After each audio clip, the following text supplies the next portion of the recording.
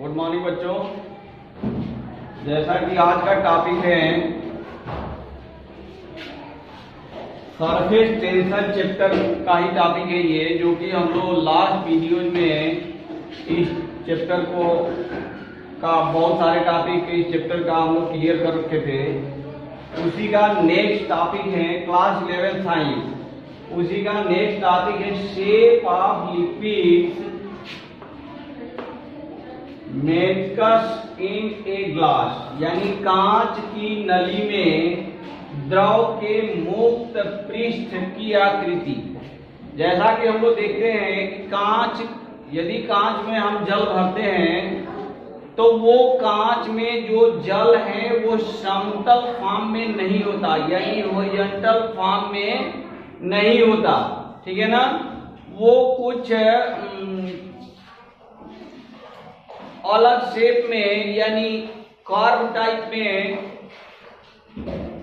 Shape बन जाता है। ठीक है ना, ये जो कर्व टाइप में जो शेप बनता है, ये शेप दो टाइप के हो सकते हैं। These are depend on the different type of liquid which is placed in the glass pot. ठीक है ना, ये डिफरेंट टाइप के शेप में देखने को मिलेगा। यदि हम लिक्विड का प्रकृति को चेंज करें, लिक्विड की प्रकृति को यानी टाइप्स ऑफ लिक्विड को चेंज करें, लाइक सपोज करें कि ये हमने यहाँ जल भर लिया।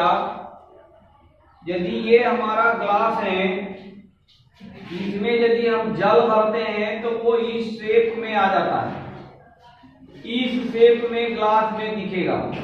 ठीक है ना, These are the shape in between glass and water।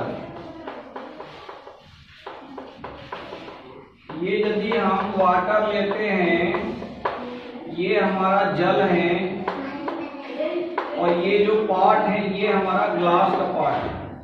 ठीक है, तो ये हम देखते हैं ये कर्व जनरेट हो जाता है। ये कर्व जो जनरेट होता है, these curves generated due to the cohesive and adhesive force of the liquid, ठीक, with other medium। जो कोहेसिव या अधेसिव फोर्स हम देखते हैं in between the molecules of the water. ठीक है, ये अदर मीडियम यानी ये हमारा ग्लास क्या है, ठोस है। तो ठोस मीडियम के संपर्क में यदि आता है, ठीक है, तो ये कनकेव है ना, ये कनकेव हो गया, कनकेव टाइप का कर्व जनरेट हो जाता है। ठीक, इट मीन्स कि ये इसके अंदर जो हमारा कोहेसिव फोर्स है, कोहेसिव फोर्स, इंटरमॉलिक्यूलर बल, जिसे हम इंटरमॉलिक्यूलर फोर्स कहते हैं, दैट इज कोहेसिव फोर्स। अंतर आणविक बल यानी अणुओं के मध्य लगने वाला जो भी हमारा बल है, ये हमारा इंटरमॉलिक्यूलर फोर्स होता है। इसको हम डिटेल नेक्स्ट वीडियोज में हम लोग देख चुके हैं, पढ़ चुके हैं। तो ये intermolecular force in between water molecule जो लगेगा वो क्या है, अधिक हो सकता है या कम हो सकता है, और उसके कारण ही ये इस शेप में ये जनरेट हो जाता है, यानी आकृति इस टाइप की आकृति हमारे पास जनरेट हो जाती है। ये यदि हम अभी बोले जे if we change the liquid type of liquid then the shape will be also change. Like suppose करें हम यदि वाटर की जगह यहाँ पारा ले लें यानी मरकरी ले लें, ठीक है ना, तो उसका शेप ये इस टाइप के हो जाएगा।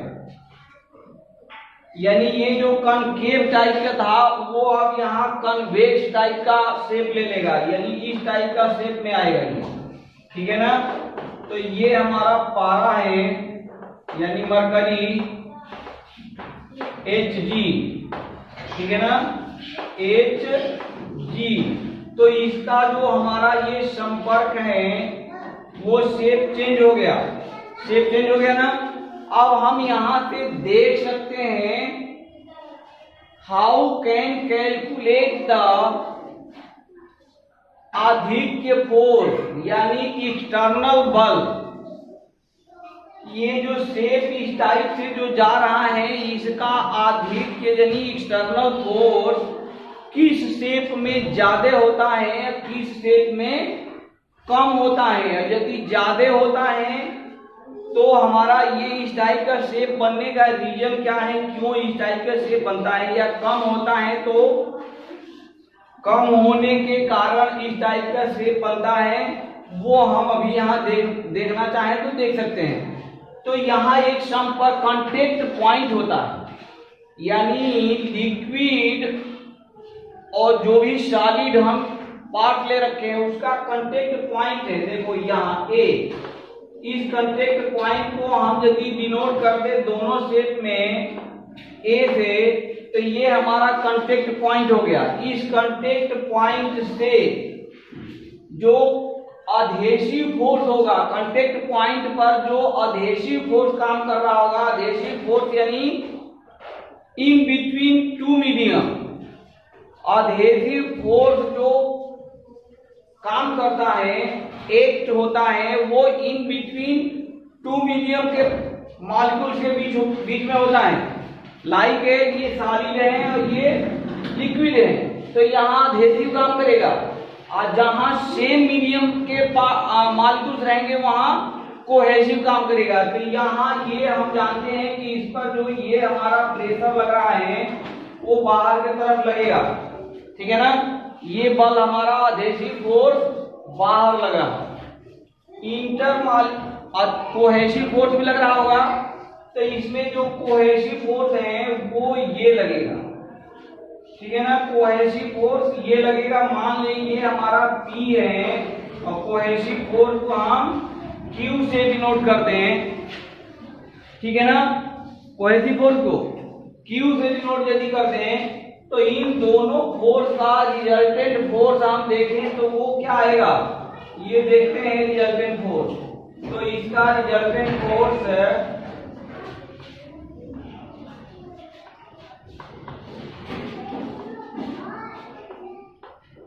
ये हमारा रिजल्टेंट फोर्स होगा R, ये हमारा रिजल्टेंट फोर्स हो गया R, जिसका डायरेक्शन क्या है, बाहर की तरफ।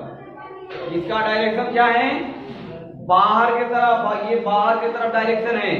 तो ये इस तरह से, और ये सिमिलरली यदि हम यहाँ देखें इस पॉइंट पर, तो यहाँ भी ये फोर्स हमारा लगेगा, यहाँ P अधेसिव फोर्स, लेकिन ये जो अधेसिव फोर्स है ये कम होगा कोहेसिव फोर्स के with respect to cohesive force. यहाँ अधेसिव फोर्स ज्यादा होता है।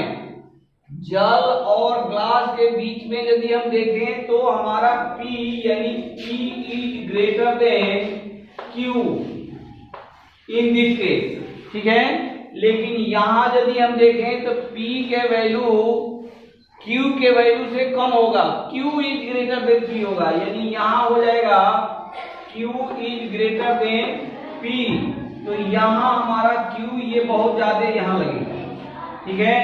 और Q यदि अंदर की तरफ बहुत ज्यादा लग रहा है तो इसका हम रिजल्टेंट फोर्स ड्रा करने का कोशिश करें, तो ये हमारा रिजल्टेंट फोर्स आएगा R, ये रिजल्टेंट फोर्स आ गया R, ठीक है। तो ये यही रीजन है, ये R का ही रीजन है कि यहाँ ये इसका कांटेक्ट पॉइंट कहाँ है, ऊपर की तरफ बढ़ जा रहा है, और यहाँ रिजल्टेंट फोर्स R अंदर की तरफ है, इसलिए इसका कांटेक्ट ऑफ जो पॉइंट है, कांटेक्ट पॉइंट वो कहाँ चलाएगा, अंदर आ जाएगा, ठीक है ना। तो ये लेयर पैरेलल नहीं होता। यदि पैरेलल के केस देखें तो वहां R इज इक्वल टू क्या हो जाएगा, Q, R is equal to नहीं, P is equal to Q। यदि P is equal to Q हो जाए यानी अधेसिव फोर्स कोहेसिव फोर्स की इक्वलाइज हो जाए तो हमारा जो कांटेक्ट लेयर होगा वो क्या हो जाएगा, पैरेलल हो जाएगा। ठीक है ना, ठीक है। तो इस तरह से नाउ नेक्स्ट हमारा है angle of contact. Angle of contact इसी को कहते हैं। एंगल ऑफ कांटेक्ट यदि हम देखें, फिगर थोड़ा सा चेंज करते हैं तो एंगल ऑफ कांटेक्ट हम समझ पाएंगे। Angle of contact, angle of contact, now angle of contact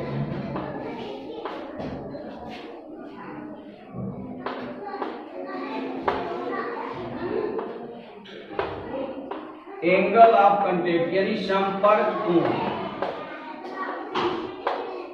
संपर्क कोण, तो एंगल ऑफ कांटेक्ट हम संपर्क कोण देखें तो ये जो संपर्क हो रहा था यानी liquid in between liquid and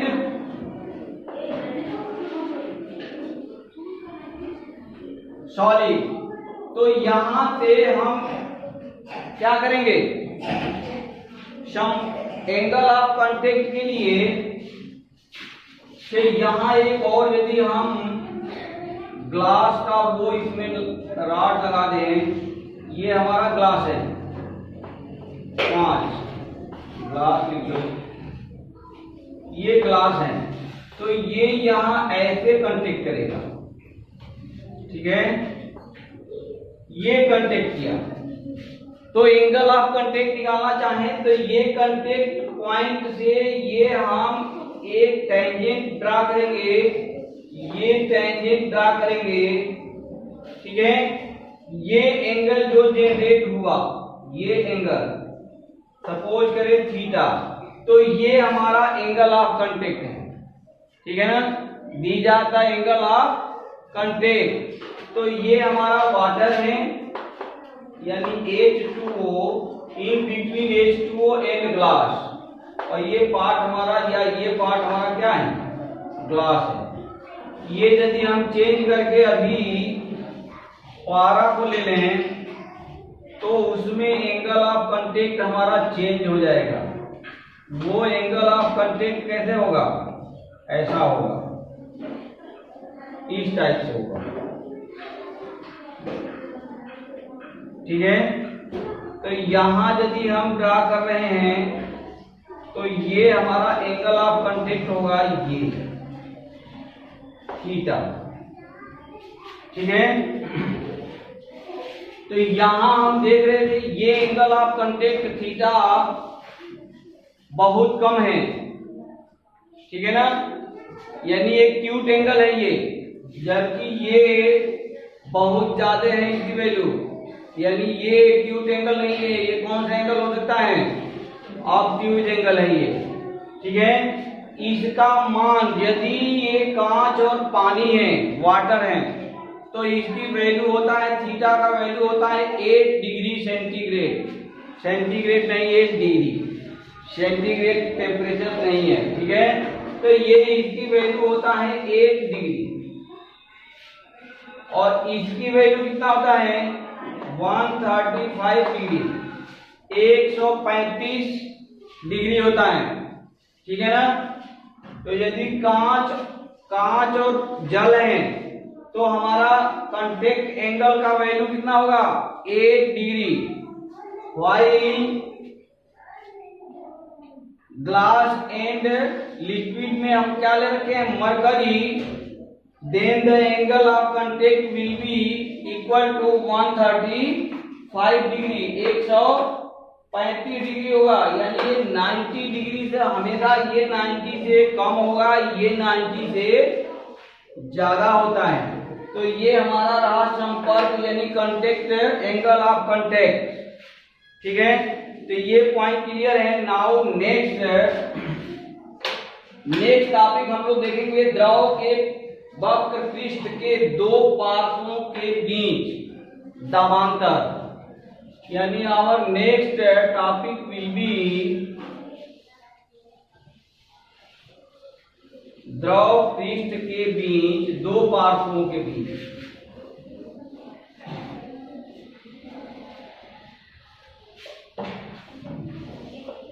next, pressure difference between the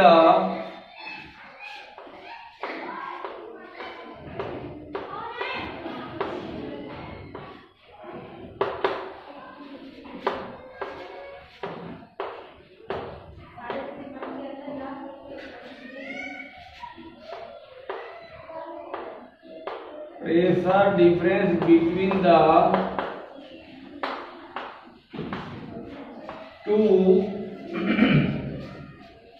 two sides of a curved surface, two sides of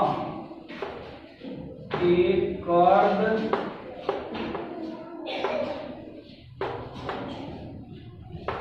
surface of a liquid,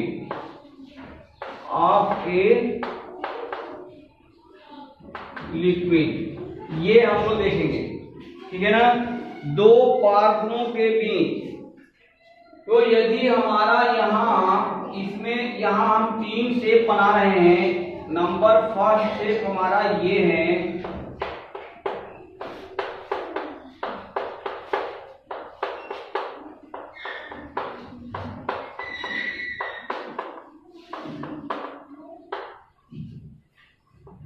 ये पास हो गया। नंबर सेकेंड शेप,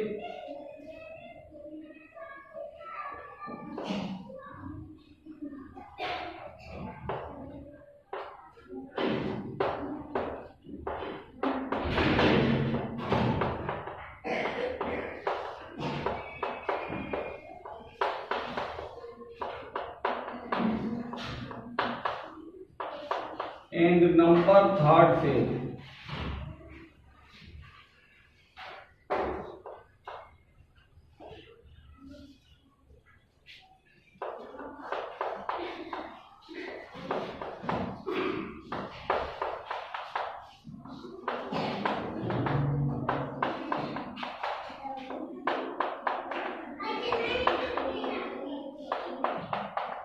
ये ए बी एंड सी तीन शेप हमारे पास है। ए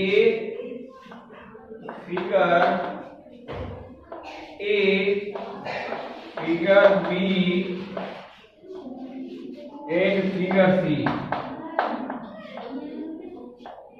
ठीक है। तो ये तीन शेप हैं।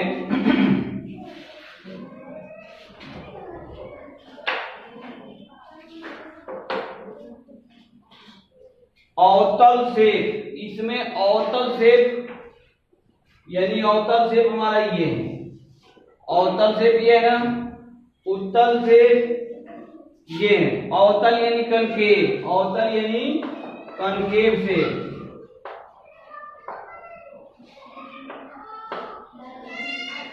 Concave shape, convex shape.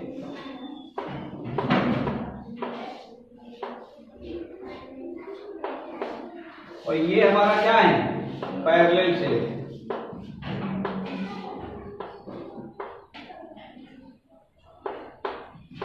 ठीक है। तो ये हमारा पार्ट हो गया। तो यहां हम देख रहे हैं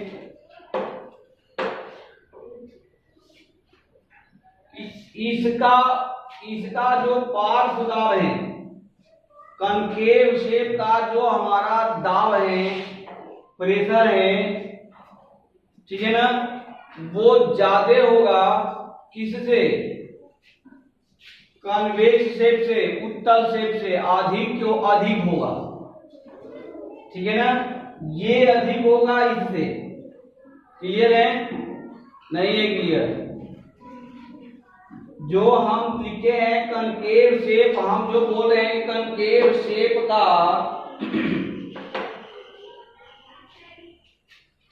हम कह रहे हैं कि इसका इससे दाब अधिक होगा। क्यों होगा? ये देखो, ये व्यवहारिक रूप में यदि देखा जाए,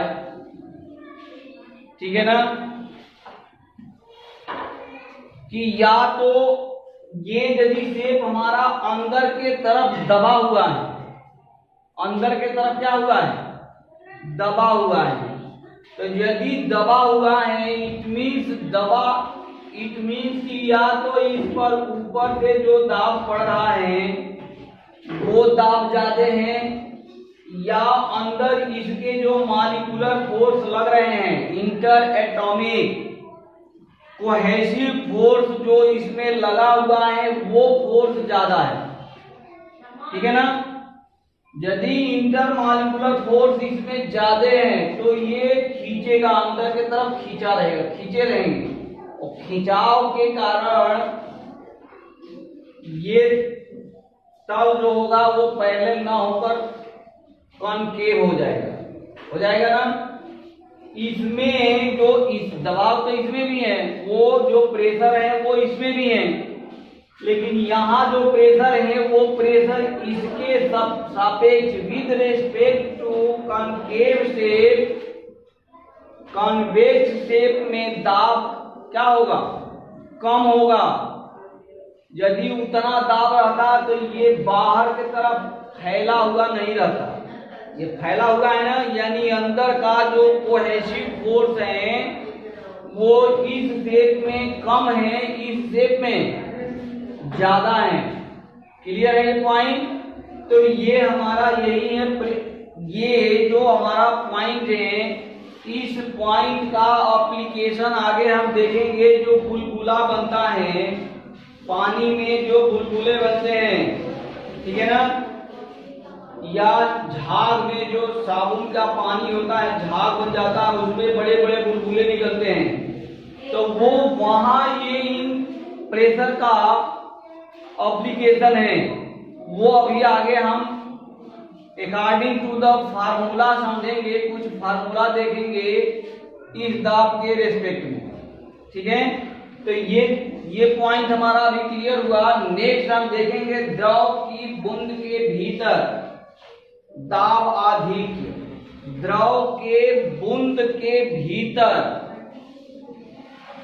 द्रव में जो छोटे छोटे बूंद जनरेट होते हैं, क्रिएट होते हैं, उसमें हम देखेंगे दाब आधिक्य।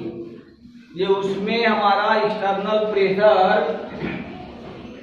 एक्सेस प्रेशर, एक्सटर्नल प्रेशर नहीं बल्कि एक्सेस प्रेशर कितना है, ठीक है ना, वो क्या है, how can calculate that excess pressure. ठीक है, तो वो अभी हम चेक करेंगे। अभी नेक्स्ट टॉपिक आवर यही होगा।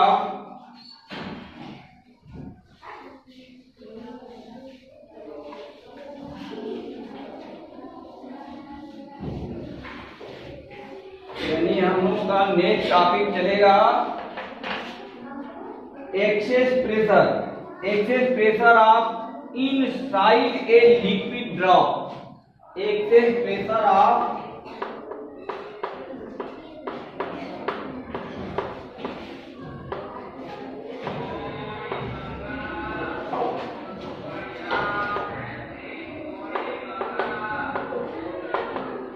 inside, excess pressure of inside a liquid drop।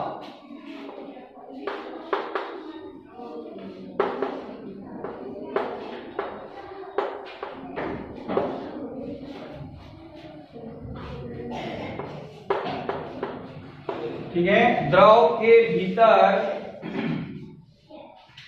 द्रव की बूंद के भीतर अधिक दाब, इसका ये है द्रव के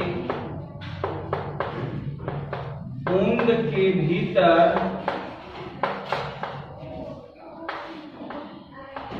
अधिक दाब,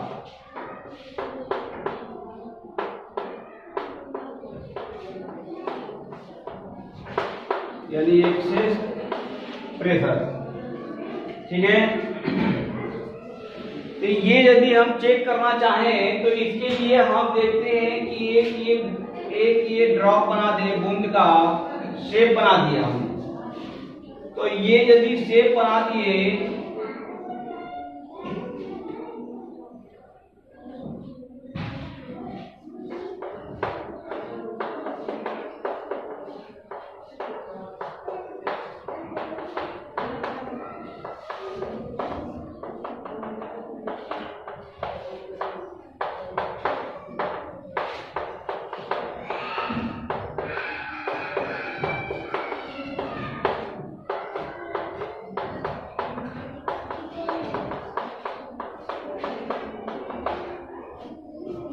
शेप बना दिए। शेप बनाने के बाद हमने क्या देखा, इसका रेडियस यानी ओरिजिनल बूंद हमारे पहले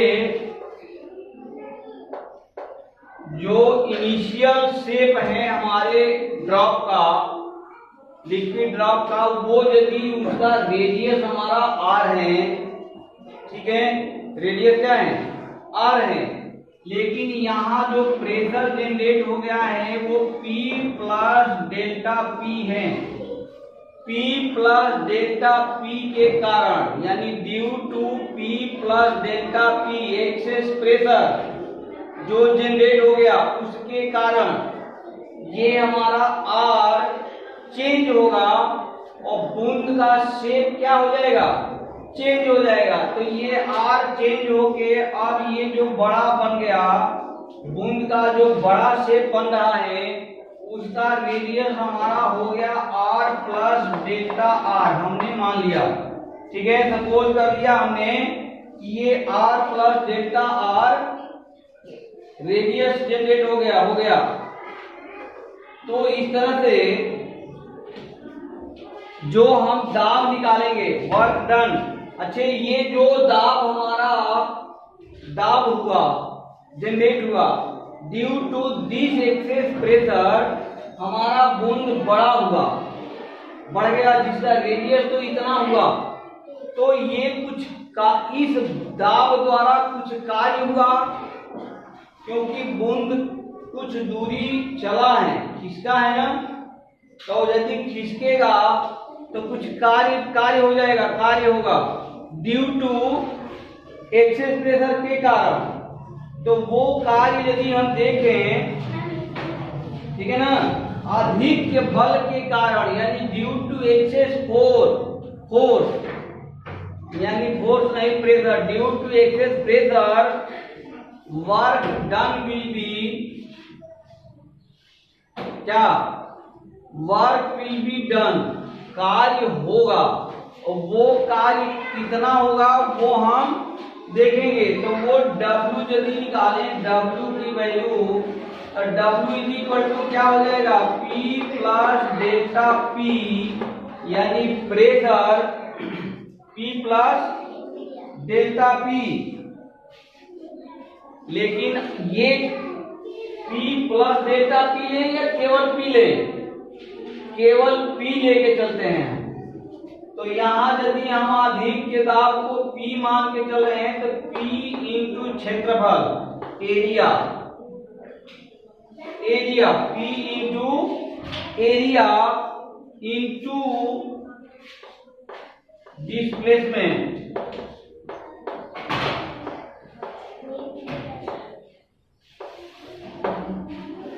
ये हमारा हो जाएगा W। P into area into displacement यानी जितना दूरी वो बूंद चला, ठीक है, ये टोटल हमारा क्या हो जाएगा, W हो जाएगा। अब ये W कैसे होगा, P इंटू, देखो सिंपल सी बात है, P इंटू A यदि हम करेंगे तो ये F हो जाता है, क्योंकि F divided by A is equal to P होता है।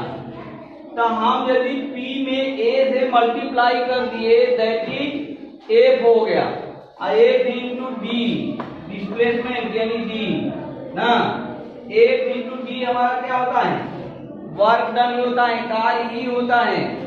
यहाँ से अब यदि हम देखें तो P हमारा क्या है, P तो चलो P है, एरिया, ये जो प्रेशर है ये P मीन्स ये हम लोग जानते हैं ना, ये चारों तरफ एक समान बल लगता है, चारों तरफ यानी पृष्ठ के हर डायरेक्शन में, यानी ईच डायरेक्शन ऑफ द क्या पृष्ठ सरफेस, ये बल लगता है, ये लगता है ना। जैसा कि ये दाव हम लोग इस चैप्टर के स्टार्टिंग में पढ़ चुके हैं।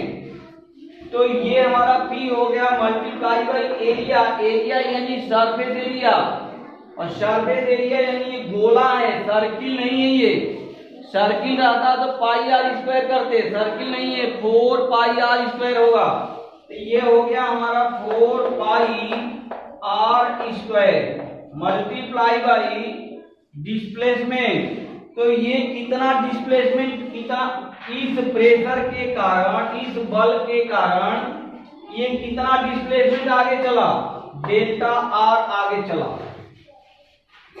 ये एक दाब जनरेट हुआ, उस दाब जनरेट के कारण वो दाब कितने पर जनरेट हुआ, तो वो स्मॉल वाले पर जनरेट हुआ, स्मॉल वाले पर जनरेट हो रहा है। स्मॉल जो हमारा ड्रॉप है, बूंद है ना, उसके पृष्ठ पर जनरेट हो रहा है। उस due to this excess pressure वो हमारा बूंद थोड़ा सा फैलेगा, बड़ा होगा, ठीक है। बड़ा होगा तो उसका रेडियस चेंज होगा। वो यदि चेंज इन रेडियस हम देखें, वो डेल्टा आर था, हमने यहाँ फिगर में दर्शाया था। तो ये डेल्टा आर ही हमारा डिस्प्लेसमेंट है। तो यहाँ हम डेल आर से मल्टीप्लाई करते हैं, ठीक है ना।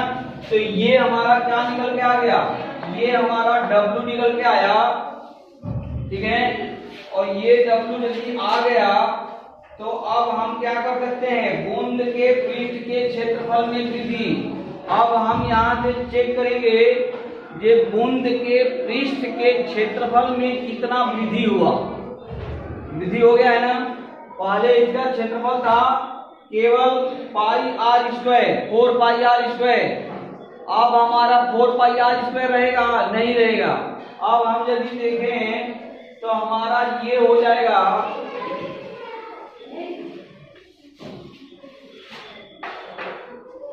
पृष्ठ के बूंद के क्या area, increase in area of, increasing area of water drop. Water drop यदि हम देखना चाहें तो ये क्या निकालेंगे हम, 4 pi are plus del are square minus 4 pi are square, यही होगा ना, यही होगा। इसको हम यदि सॉल्व करना चाहें तो सॉल्व करके देखते हैं अब क्या मिल रहा।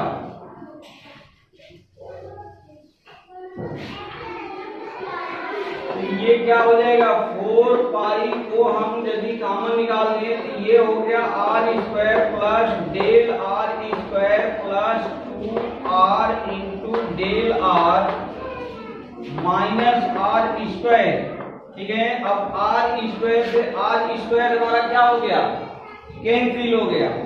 और यहाँ जो डेल आर स्क्वायर है तो आर बहुत छोटा होता है, आर की वैल्यू क्या होता है, छोटा होता है, स्मॉल चेंज होता है। तो यदि आर छोटा, डेल आर छोटा है तो डेल आर स्क्वायर यदि करें तो और छोटा हो जाएगा, और छोटी वैल्यू हो जाएगी। तो यानी इसको हम छोड़ सकते हैं, these are the negligible value, ठीक है ना। ये हम छोड़ सकते हैं, ये इसको छोड़ने से हमारे मान में कोई खास अंतर नहीं आएगा, बहुत छोटा है। तो इसको हम यदि निग्लेक्ट कर दें तो फाइनली हमारा क्या मिल गया, ये मिल गया 8 pi r into del R. ये increase in area of the water drop हमें कैलकुलेट करके फाइंड आउट हुआ, ठीक है ना। इस तरह से हम देखें, इस तरह से हम क्या निकाल सकते हैं, अब पृष्ठ ऊर्जा में वृद्धि। पृष्ठीय ऊर्जा में हम यदि वृद्धि देखें, ऊर्जा में कुछ वृद्धि होगा ना, यदि पृष्ठ बढ़ा है, फैला है तो उसके ऊर्जा में क्या होगा, कुछ वृद्धि होगा। तो वो वृद्धि हम निकाले, पृष्ठ ऊर्जा में वृद्धि। यहां से हम यहाँ स्पेस बना लें और देखें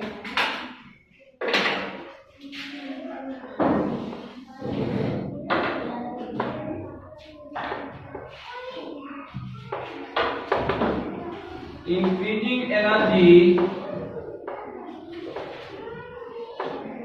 of सरफेस, तो वो ये इक्वल टू क्या हो जाएगा, पृष्ठ क्षेत्रफल में वृद्धि इंटू पृष्ठ तनाव। तो ये हमारा क्या हो जाएगा, इंक्रीजिंग एनर्जी ऑफ सरफेस। यदि हम देखें तो ये यहाँ हो जाएगा increasing area, increase in area, increasing area multiply by T, यानी सरफेस टेंशन, पृष्ठ तनाव, ठीक है ना। और ये इक्वल टू, यानी यहां से हम यदि वैल्यू ये रखना चाहें तो ये बराबर क्या आ जाएगा, 8 pi r into del r into t. ये हमारा पृष्ठीय क्षेत्रफल में सरफेस एनर्जी में वृद्धि हो गया, पृष्ठीय क्षेत्रफल का, पृष्ठीय ऊर्जा का, ऊर्जा में वृद्धि हो गया। ये एनर्जी हमारा है पृष्ठीय ऊर्जा में वृद्धि, यानी हमारा जो पृष्ठ का जो क्षेत्रफल है, सरफेस है, उस पर जो एनर्जी जनरेट थी उसमें इतने का वृद्धि हो गया, हो गया। अब आगे यदि हम देखना चाहें तो इक्वेशन फर्स्ट और इक्वेशन सेकेंड, इक्वेशन फर्स्ट और equation second, equation first means क्या, इसको हम इक्वेशन सेकेंड लिख दें। और एक और लाइन निकाला गया था जो कि हमने मिटा दिया, यानी वो हमारी लाइन क्या थी, W is equal to P into A into del A, ये निकाले थे ना, नहीं, डेल A डेल R ये निकाले थे ना, ठीक है। तो ये जो वैल्यू हमारा आया था वो वैल्यू कितना आया था, 16। ये वैल्यू आ गया था 8 pi R into del R. ये वैल्यू हमारा आया था यहां से 8 pi R into del R. ये था इक्वेशन फर्स्ट। अभी जस्ट इससे पहले जो हम लोग निकाल के आए थे यही है, ये 8 pi R into del are, ठीक है।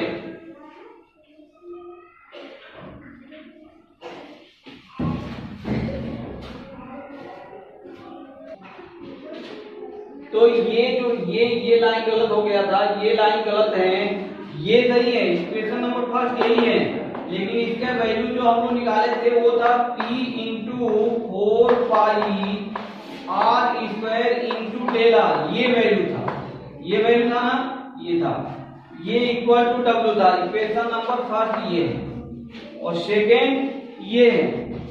तो आप देखते हैं ये जो अधिक दाब के कारण जो कृत कार्य हुआ ड्यू टू एक्सेस प्रेशर, जो हमारे बूंद को छोटा से बड़ा बनाने में कार्य हुआ, that work will be equal to P into 4 pi R square into del are.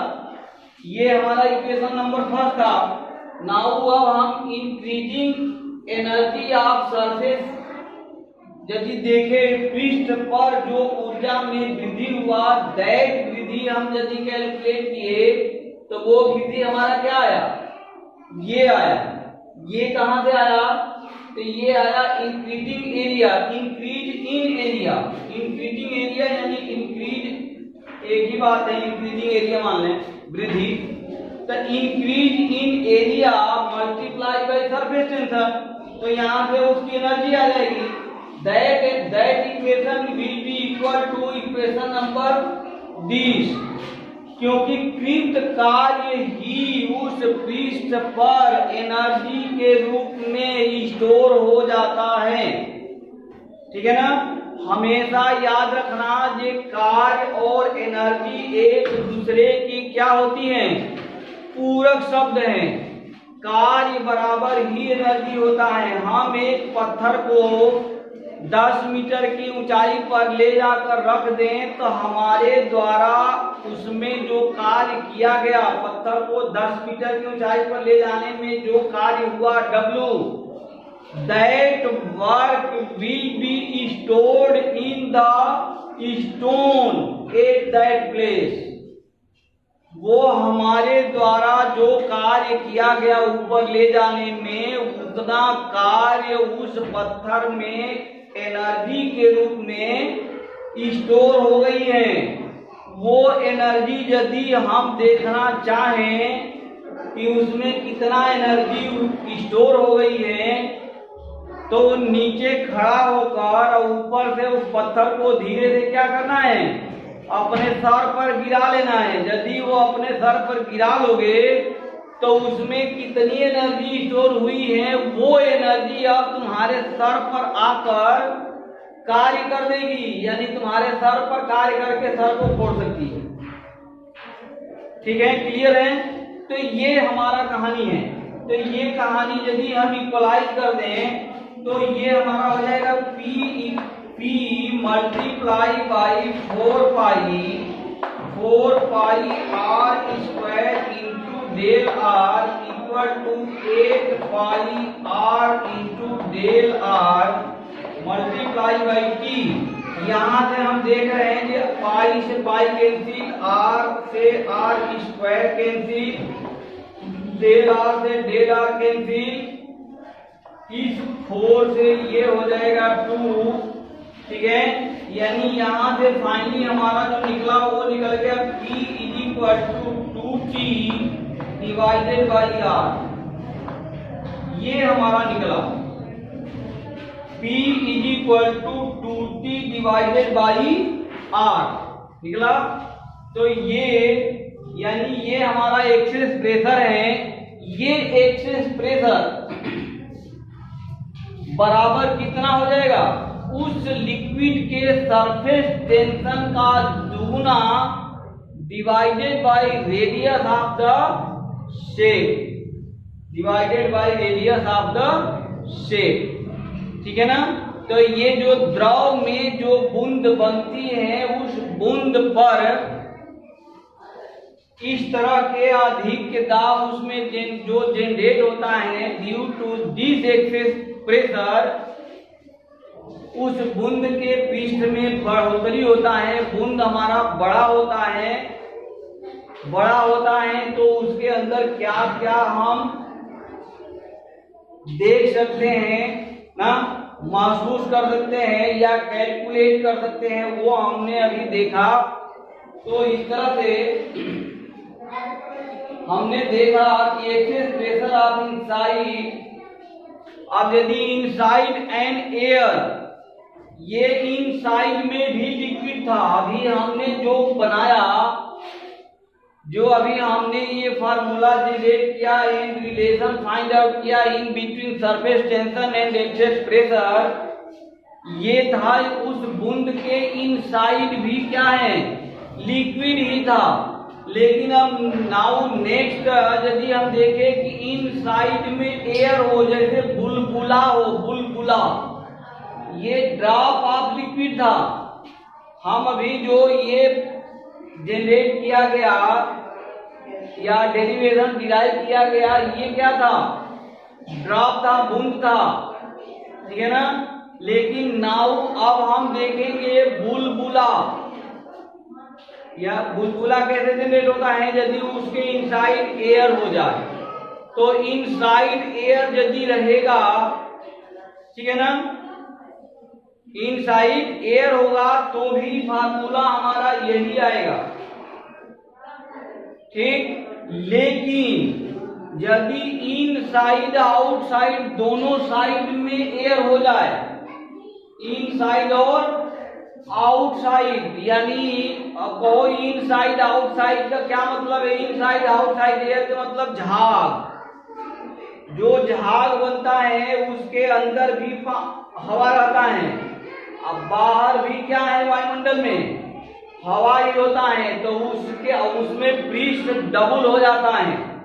उसमें जो पृष्ठ होगा यानी सरफेस होगा, इन साइड वाले केस में हमारा जो सरफेस हम एज्यूम करके चलेंगे वो एक ही सरफेस लेके चलेंगे, यानी सिमिलर है इसके ड्रॉप के।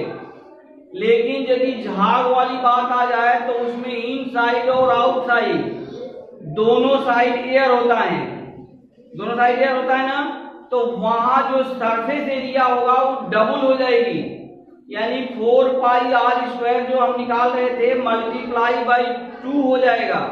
और यदि वहां मल्टीप्लाई बाई 2 हो जाएगा तो ये जो रिलेशन निकल के आएगा ना, ये 2t बाई आर के जगह पर 4t बाई आर आ जाएगा।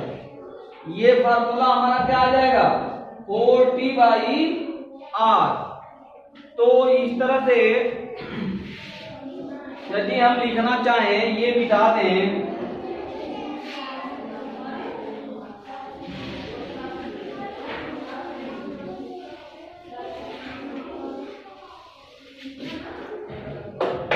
मिटा के हम देख रहे हैं कि excess of pressure inside a bubble of soft solution, तो उसके according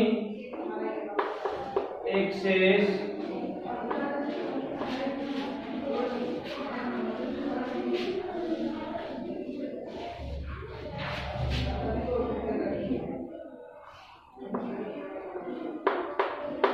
of pressure, excess of pressure inside a bubble inside an air, inside an air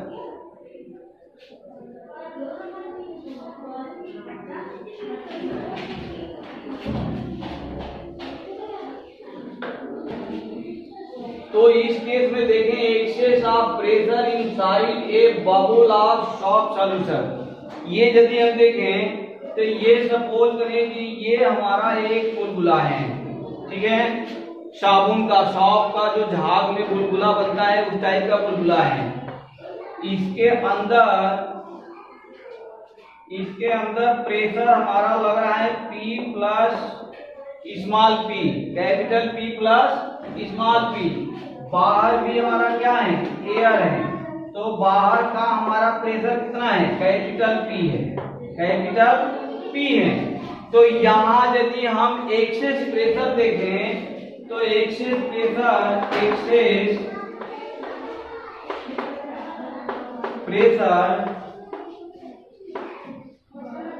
कितना है, एक्सेस प्रेशर क्या आ जाएगा, excess due to excess pressure, excess pressure नहीं बल्कि यहां लिख लो due to excess pressure work W will be equal to excess pressure के कारण।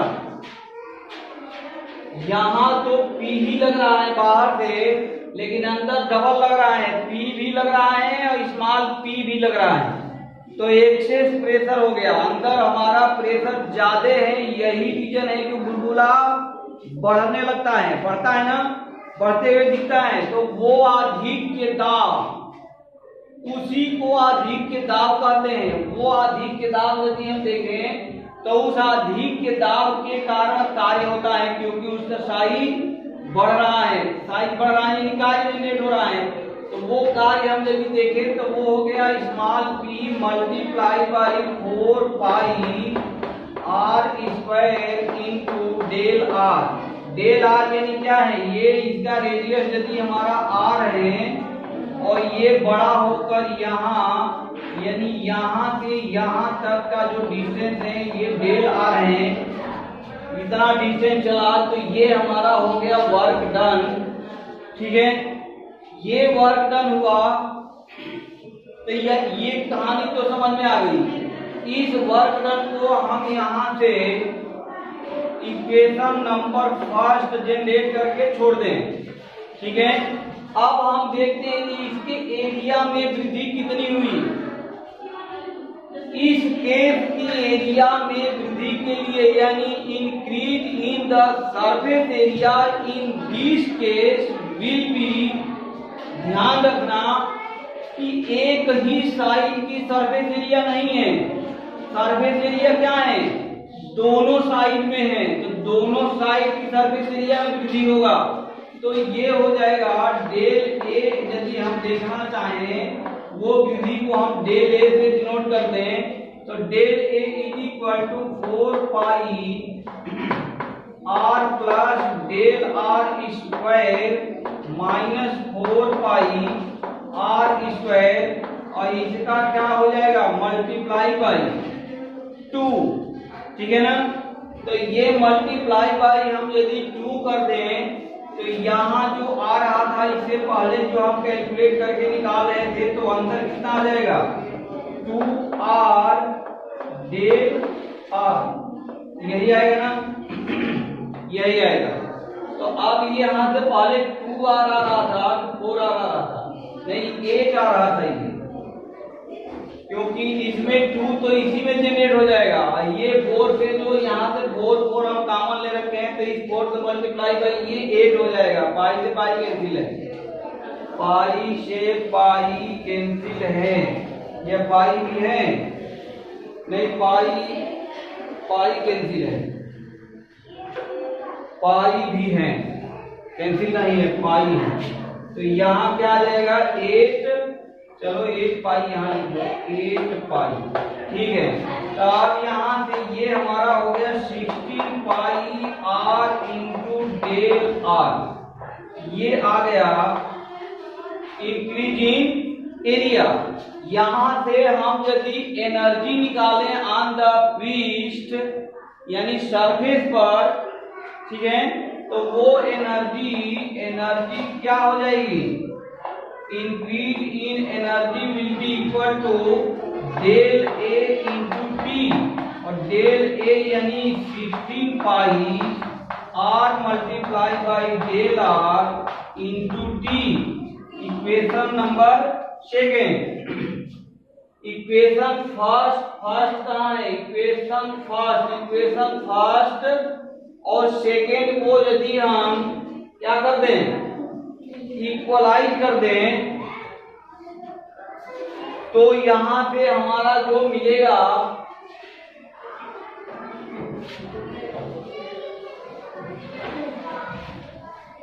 यानी इक्वेशन फर्स्ट एंड सेकेंड हमें क्या मिल जाएगा, P is equal to 4T by R।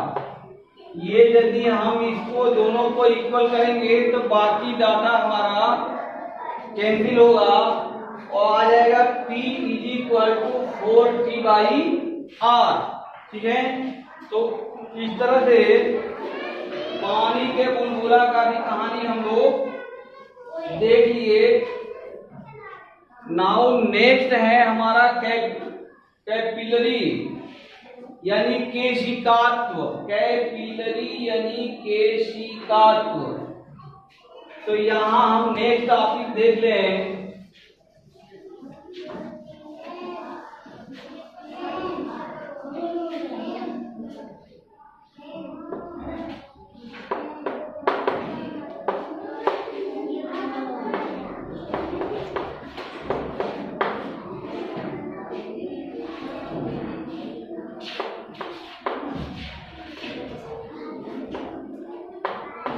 केशिकात्व, ठीक है ना। ये कुछ नहीं है, जैसा कि अभी हम लोग अभी देखे P is equal to 2T by R T, P is equal to 4T by R। तो हमने यहाँ से क्या देखा जी, ये जो पृष्ठ बढ़ता है ड्यू टू एक्सिस फोर्स, हमारा जो लिक्विड है ना वो या तो ऊपर बढ़ेगा ना, और नहीं तो नीचे भागेगा। और ये ऊपर या नीचे क्यों भागता है, अधेसिव एंड कोहेसिव फोर्स के कारण। ठीक है, जैसा कि हम लोग पूरे इस चैप्टर में पढ़ चुके हैं, तो एक ऐसा समायोजन जो कि हम एक ऐसी पतली सी नली एज्यूम कर लेते हैं, बहुत पतली सी नली एज्यूम कर लेते हैं, और यहाँ से हम यदि लिक्विड भरते हैं, तो ये इस तरह से यहाँ से इस शेप में यहाँ से चढ़ेगा, इस शेप में यहाँ चढ़ जाएगा। इस शेप में अंदर लिक्विड क्या हो जाता है, ऊपर चढ़ने लगता है।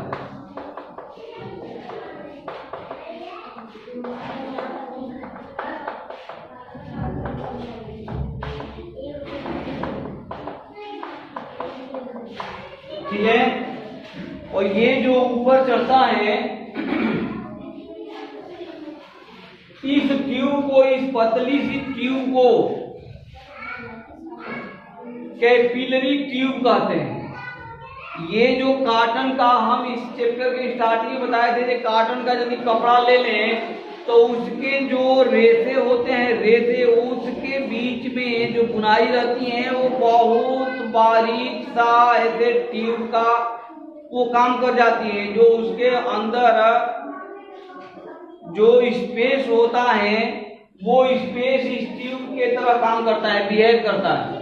और यही रीजन है जो उसको हल्का सा भी पानी में टच कर दिया जाए ऐसे कपड़ा को, तो उससे धीरे धीरे लिक्विड कहाँ चढ़ने लगता है, ऊपर। ये केशिका कैपिलरी ट्यूब के तरह से बिहेव करेगा, और ये हमारा जल क्या करेगा, ऊपर की तरफ चढ़ने लगेगा।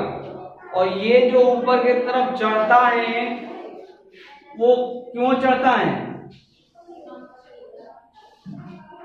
सबका जो मेन कारक है वो यही है, कोहेसिव एंड अधेसिव फोर्स।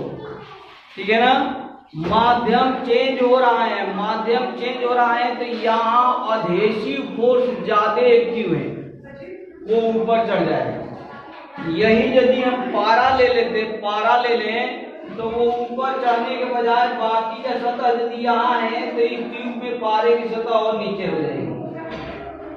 यदि ये पारा मान लेते तो ये हमारा ऊपर जाने के बजाय और नीचे आ जाएगा। ठीक है ना, उसमें जाएगा नहीं। तो ये हमारा केशिकात तो नली है, यानी कैपिलरी ट्यूब है। और यहाँ जो हमारा ये, अब सपोज करें कि ये ऊपर अभी लिक्विड चढ़ा था, ना, अभी लिक्विड चढ़ गया, हम जल यदि माने तो ये लिक्विड ऊपर चढ़ गया, तो यहाँ जो अधिक के दाब है, यानी दाब ऊर्जा है, अधिक के दाब ऊर्जा के कारण ये चल रहा है, वो अधिक के दाब ऊर्जा P = हम लोग देखे थे अभी 2T / R देखे थे, यही इक्वलाइज हो जाएगा ρGH के। ये 2T/R ही इक्वल होगा ρGH के। ठीक है ना, यहाँ से with the help of this formula हम H की वैल्यू निकाल सकते हैं 2T / R × ρ × G। यानी इस केशिकात नली में ये यदि R, अब देखो H का मान कब ज्यादा होगा, जब R का मान कम हो। R का मान कम होगा क्योंकि भाग दिया जा रहा है, R का मान कम होगा तो H का मान क्या हो जाएगा, ज्यादा हो जाएगा। यानी इस ट्यूब का मान जितना पतला किया जाए उतना ही ज्यादा ऊंचाई तक हमारा लिक्विड चढ़ जाएगा, ऊपर चढ़ जाएगा ना। और यदि R का मान हम ज्यादा कर दें तो H का मान क्या हो जाएगा, कम हो जाएगा। ठीक है, तो इस चैप्टर को फिलहाल में यही क्या करते हैं, समाप्त करते हैं। इसके मैक्सिमम फार्मूला और टॉपिक हम लोग कवर कर रखे हैं। बाकी यदि इसमें कुछ टॉपिक दिया है तो वो एप्लीकेशंस हैं इन दी टॉपिक्स, इन सब टॉपिक के ऊपर एप्लीकेशंस हैं। ठीक है। बाकी इस क्वेश्चन को करें, इस चैप्टर के क्वेश्चन को लगाएं। यदि किसी को इस चैप्टर के क्वेश्चन में कहीं भी समस्या हो तो कृपया कमेंट बॉक्स में मेंशन करें। नेक्स्ट वीडियो में यानी आने वाली वीडियो में उस क्वेश्चन का समाधान अवश्य किया जाएगा। Thank you very much. जय हिंद, जय भारत।